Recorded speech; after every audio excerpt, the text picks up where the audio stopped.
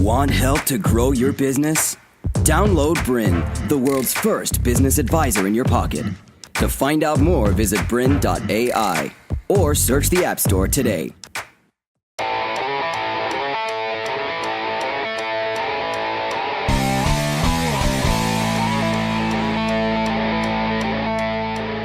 Hi, I'm Wayne Berry and welcome to Top Gun Sales. I hope that you joined me perhaps in the previous episode where I introduced myself and gave a little bit of my background. If you've missed that one, I believe there is a way that you can see it, so you might care to consider how to do that, because we covered a whole lot of interesting things around the importance of mindset in sales and for sales success.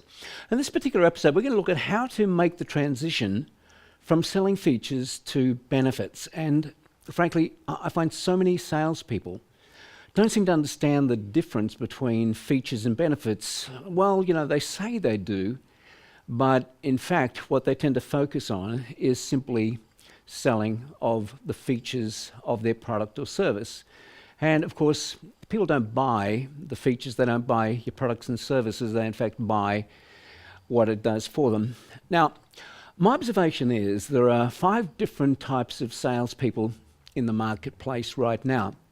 I call these the 5 generations of selling. And probably the best way of explaining this to you is to give you an example here of a real life true story, something that happened to me quite a number of years ago now, in fact the 1990s, which might seem like ancient history to you, but it's kind of relevant to the situation.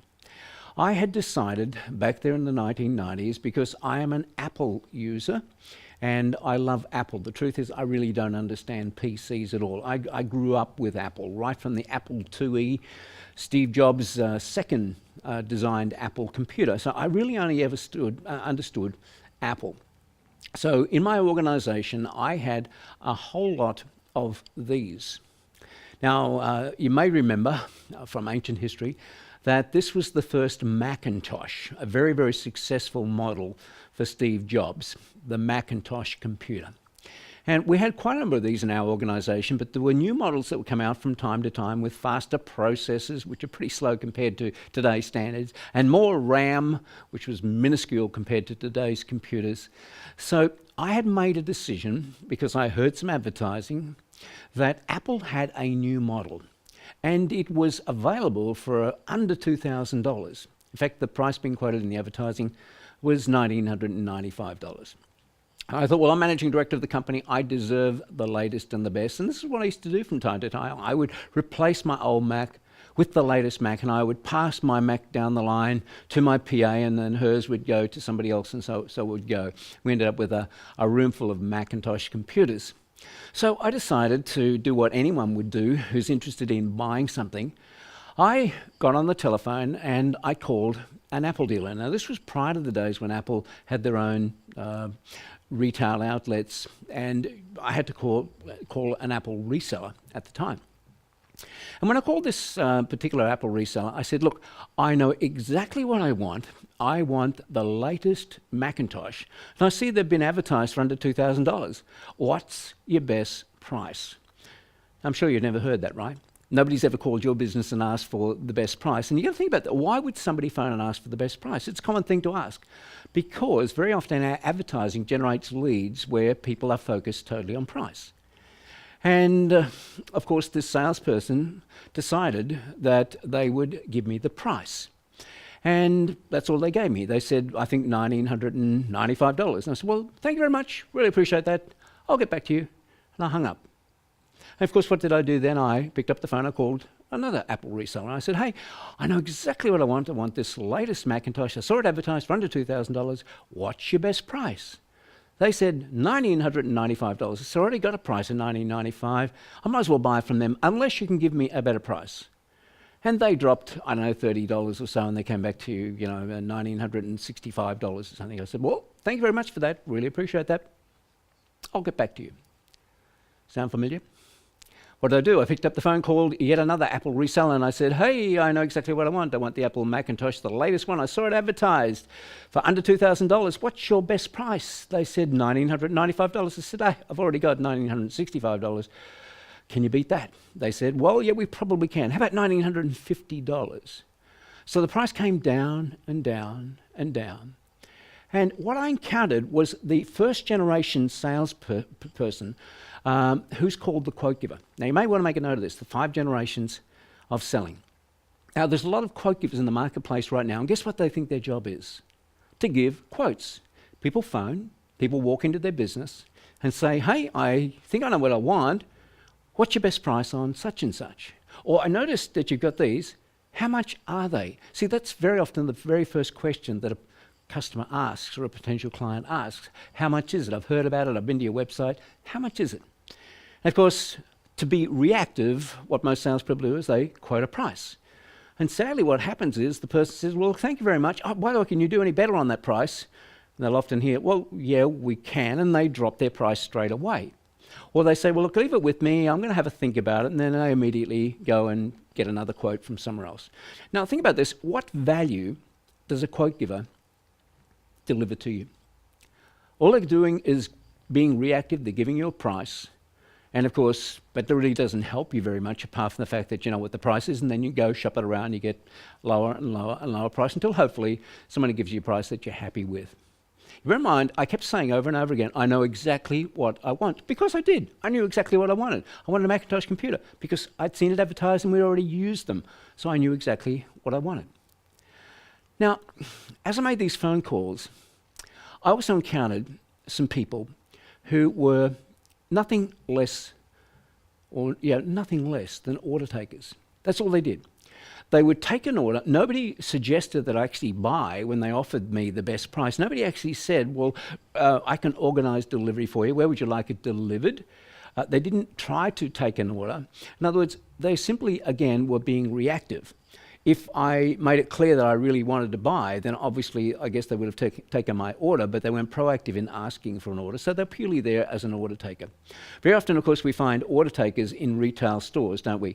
We walk in, and very often they're over behind the counter talking about what happened on Saturday night, and they look over to you as if you're an interruption to their day, and you look around, until finally you find something, you walk up, and they're then prepared to take your order, but they don't necessarily step out from behind the counter, come and actually be proactive and help you. So, I think you understand what I mean by an order taker. As I made these phone calls, I also found some people who were nothing less than product floggers. I remember vividly speaking to one of these salespeople who started to say, well, this really is the very best Apple computer that's been out here. And he started giving me all sorts of specifications about the speed of the processor and how much RAM is in it and the fact that there was a floppy disk drive. Yeah, a floppy disk drive, if you can believe that. All of these features and all of this information, all of this technical information that made my mind go into overload because I really didn't care about that kind of stuff. All I knew was what I wanted to do with it, and I knew exactly what I wanted.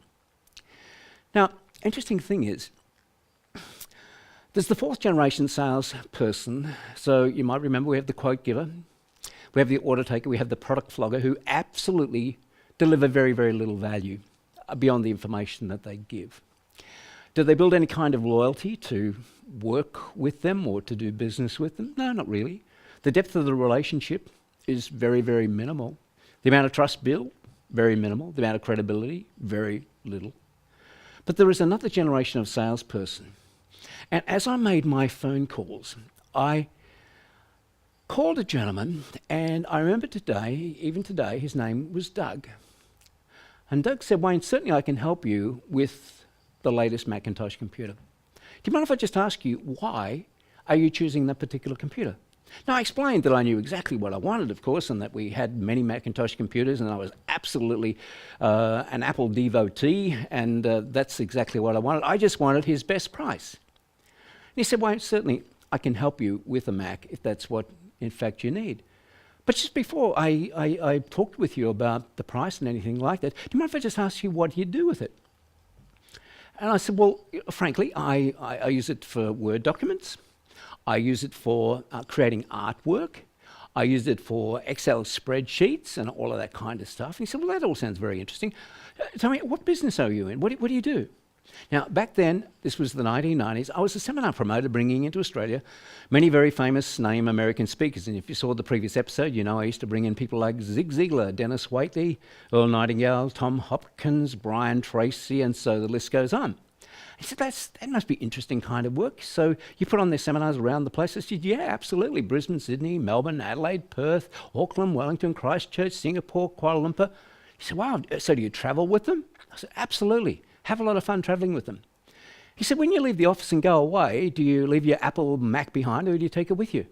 I said, I couldn't be without my Mac. I take it with me. Absolutely. It travels with me everywhere I go.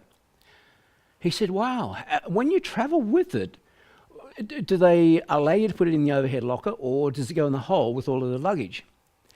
Now think about this. You remember the picture you saw on the screen there before? Does that look like something that would fit in the overhead locker? The answer is absolutely no. Not even those days. Do you think he knew the answer to that question before he asked that question? I suspect he did. And I used to put my Mac very, very carefully in a padded bag that was also supplied by Apple, a very tough bag with a whole lot of padding. And I would tentatively hand it in with the baggage and always be concerned that it would come back to me at all.